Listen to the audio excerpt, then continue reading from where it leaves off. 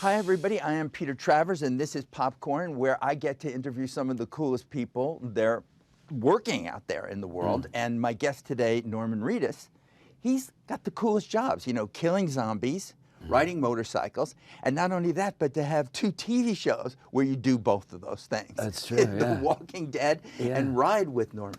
Yeah. So great to have you here. Oh, thanks for having me, Peter. And and you're just back from New Zealand too. So. Yeah, we shot an episode of Ride in New Zealand. We did 2 episodes there. Josh Brolin and I did the North, and then Dylan McDermott and I did the South. Yeah, and I just flew in. And you get paid for this. Not a lot. It doesn't matter. Yeah. They still fun. say, let's go and do this. Yeah, I get a free motorcycle every once in a while. Well, so. yeah. But to me, you've hit a kind of watershed, a landmark on Walking Dead. Yeah. This 10 seasons. And our 10 years. I heard season 10, our episodes are going up in viewership.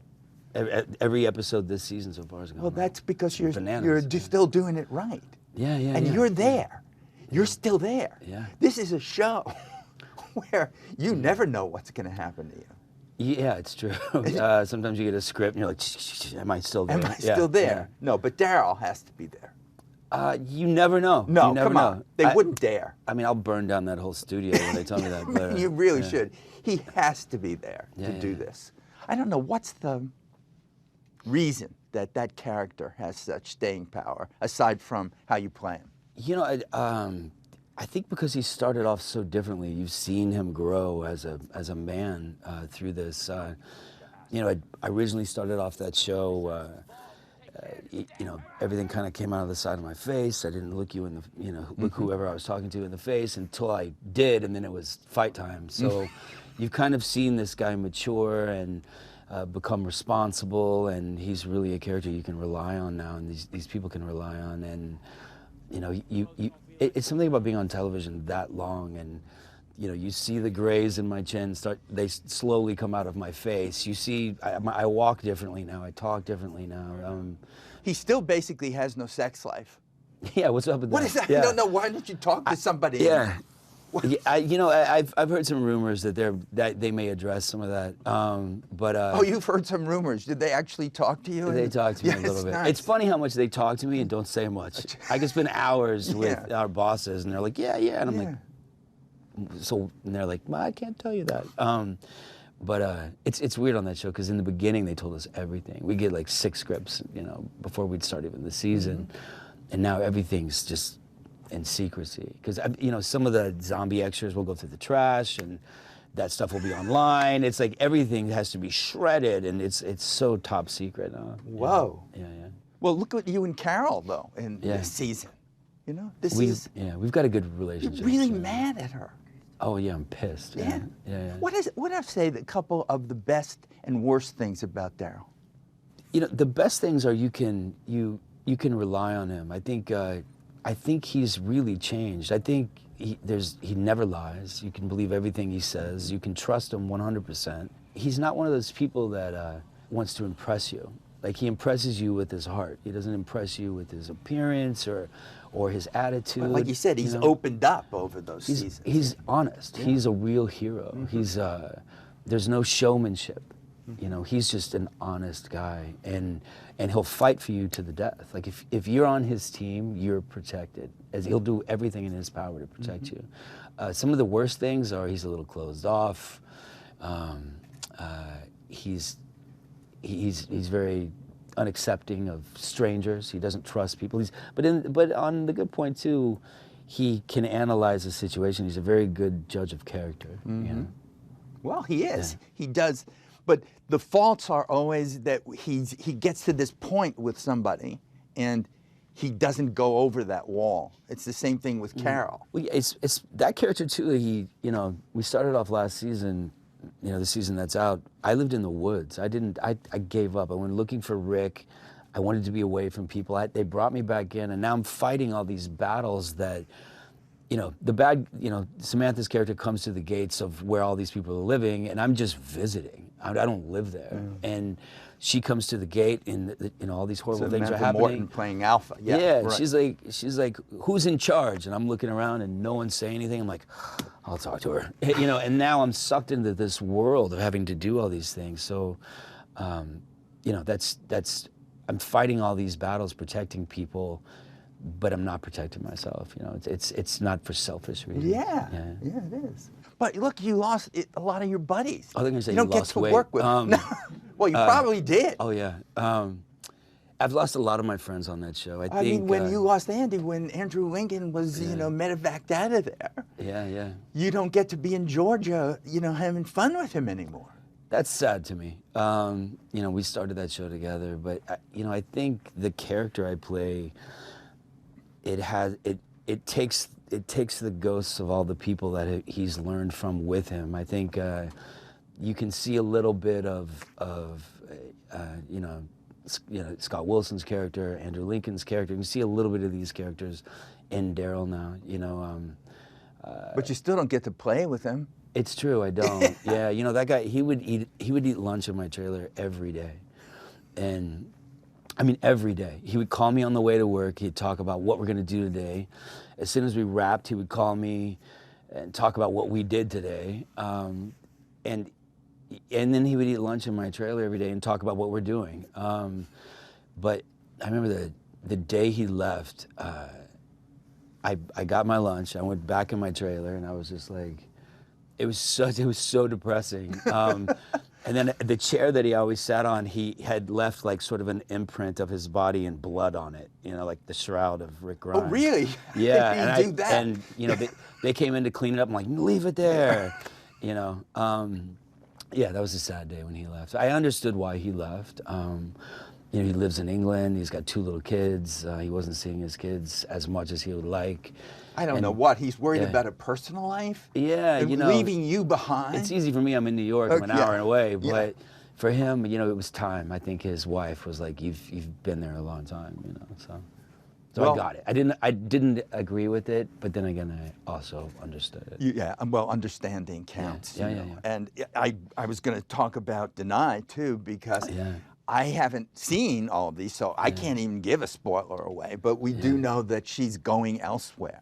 Her story is, how do I put this without giving I don't know, anything it's away? tough. Yeah. Her story evolves, and same with her. I mean, she's doing so many things. She wants to show run now. She has this deal now that she's working on, and she just has a lot of things she wants to do. But she's somebody I'm really gonna miss as well. Like I was there for her first scene. I mean, I remember her behind the gates of the prison, trying to get into the prison where there's safety, and her first scene with Andy and I, and we're like, okay, let's see who this girl is. And, let's test her. Yeah. Well, which you do on that show. We do, trial by fire. Yeah, like you have to get beat up a little bit before you're sort of, it's kind of an initiation on that show. But both of us were like, oh, she's great, and I just fell in love with her. I've had, when you're on a show that long, you cry real tears with these people. You fight together as a team. You have all the on-set arguments. You try to fight to get the popcorn the best color. It's a. We do actually. Yeah. But it's you become very close to everybody on that cast.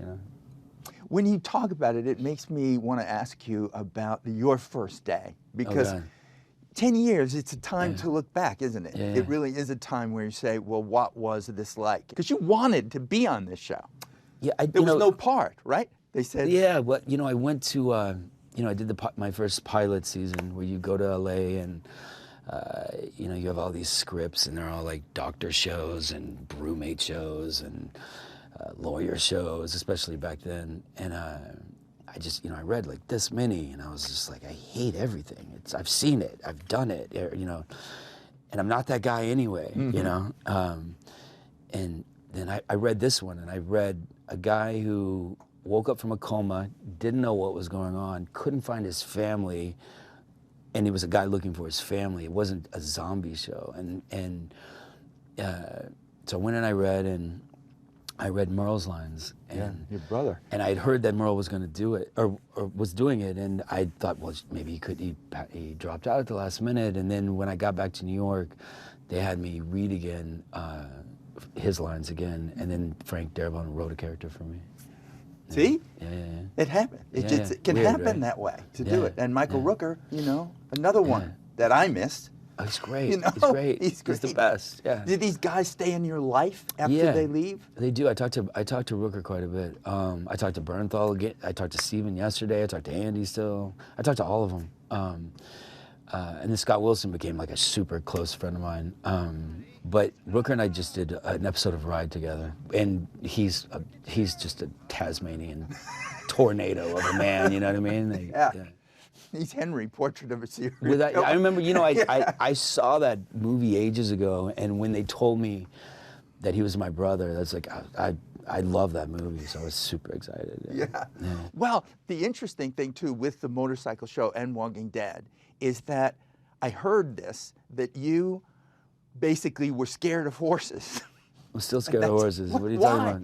What's wrong with a horse? I don't know. They have these big eyes, and they can smell your fear, and, they're terrifying. I did a movie with Robert Redford and The Conspirator, and I had a horse that was trained to get in single file with the other horses. And I come riding in, and I'm like, the thing and the stuff, and we got to get the, and my horse goes up on 2 legs, and I'm like holding on, but I'm still talking, so it looks like I know what I'm doing. And then we get halfway through the scene, and it had tons of energy, and my horse would just start trotting backwards and get in line. And I was like, you know what I mean? And I could hear Robert screaming, someone handle his horse. And he would walk off into the woods. And I'd be like, oh, he's going to fire me. I'm fired.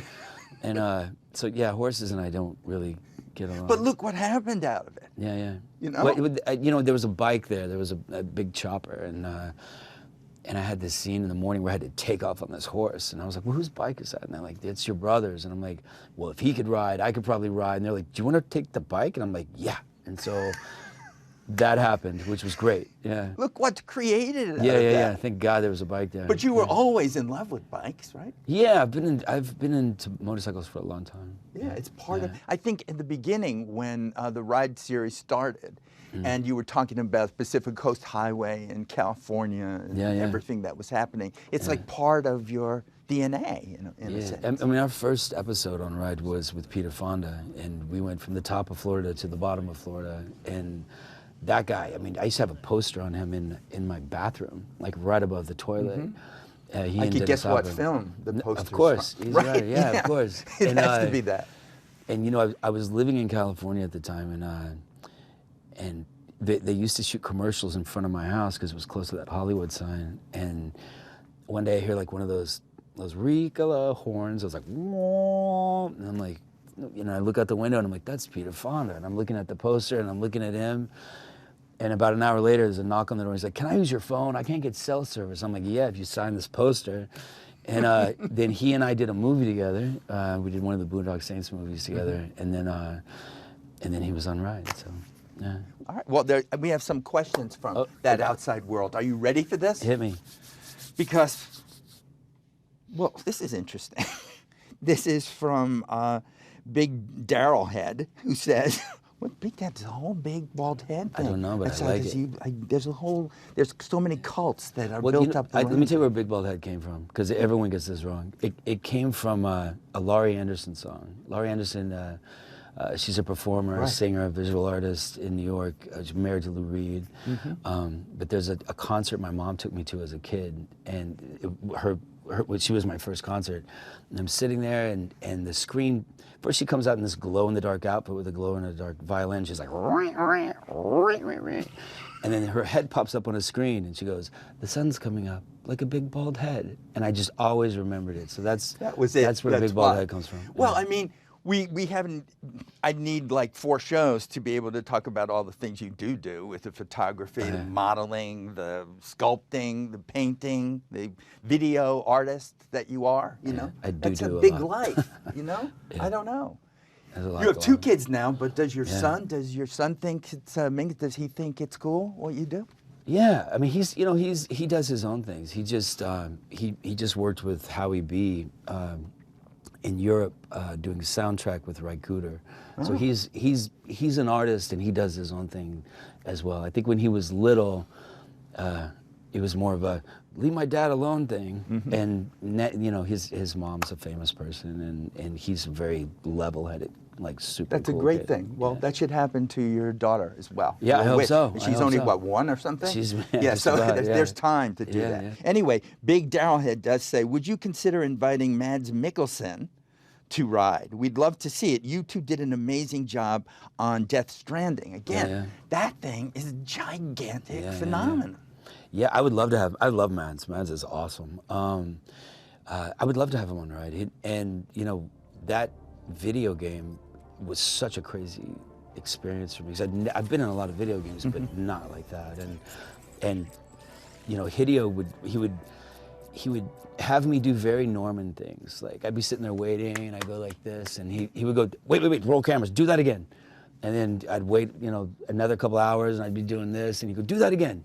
And he had me do all of these Norman things so that when you're sitting in a room playing this game, which is about connecting to other people, he, instead of just having a character, you know, do a thing, he wanted you to connect with Norman. And I asked him early on, I was like, so people will be playing as me in this game? He goes, no, they'll be you. I didn't quite understand what he meant by that, but he wanted people to relate to that character so much so that when they're alone in a dark room like this and they're playing this game and they're trying to connect with other people, they have such sympathy for that character and they have such a connection. But like my character in Walking Dead, that character starts off and can't touch people, and he's very agoraphobic, he germs, everything, he's closed off from the world. No horses. But no motorcycles. But as you play the game, the character in the game opens up and becomes the hero that connects the world, which is very similar to Daryl. Daryl started off like that, and now he's up here. I don't know if he cast me in that part because of that. Guillermo del Toro called me and he's like, there's a guy named Hideo. He's gonna ask you to do something, just say yes. And I'm like, who is he? He's like, doesn't matter, just say yes. I'm Guillermo, you know? and I say yes. Guillermo started my acting career. You did Mimic? Yeah, he started my acting career. You know, we had, the last time we talked about Boondock a little more, so I don't feel so guilty that we didn't get there, you know. And this one from Mari WS Cruz 18 says, are you thinking about holding your art show in Japan one day? We are. We had we're about to have a show in Geneva, in Copenhagen, in Cologne. With the virus, I don't know what's happening right now because even Ride was supposed to go overseas like in a week, and everything's sort of been put on hold. But yeah, I'm hoping to have one in Japan. Actually, I already found a gallery there and everything. Yeah. Well, I love Japan. I think I have only time for one more question, so I don't want it to be something that, yes, from Kayla, who says, will you ever release another book of your photography? We're working on one right now. See, I don't know when you didn't do this. It's just a miracle I have that good you people do anything. around me, yeah. We did Sotheby's this year. We did Art Basel. We just got back from that. And then I had another show there with Mick Rock last week in Miami. So you are a true Renaissance man. You really are. I drink a lot of coffee. Whatever the secret is, it's working, you know, on all those areas to have all this. And you could see that you enjoy all of them. I do, yeah, I have a really good life. I'm that very even fortunate. if there's, I mean, who knows what your contract says, how many more years there'll be of Walking Dead. So I'll be like, doesn't matter. You need to be there. On. Yeah, just become it's a lot walker, of fun. You know? No way. No way. No way, He's man. never going to do it. My hat goes off to those guys. That's a lot of work. Yeah. Anyway, we always end in song. A little bit of song from you, which I'm sure that your voice is at its peak now after traveling from New Zealand to do it. You know, did you ever sing Georgia on My Mind because you spent so much time there shooting? No, but I love Willie Nelson. Yeah. Yeah. Can you give me some kind of... Of Willie? Willie, yeah. Oh, wow. Anything. I think my favorite that he does, because it reminds me of my dad, is when he sings with like Johnny Cash and all those guys, and they sing Ghost Riders in the Sky. I think that's my favorite. That's a bike song, yeah, if there totally ever was one. Yeah, Norman, sure. It's always a pleasure. Yeah, man. Yeah.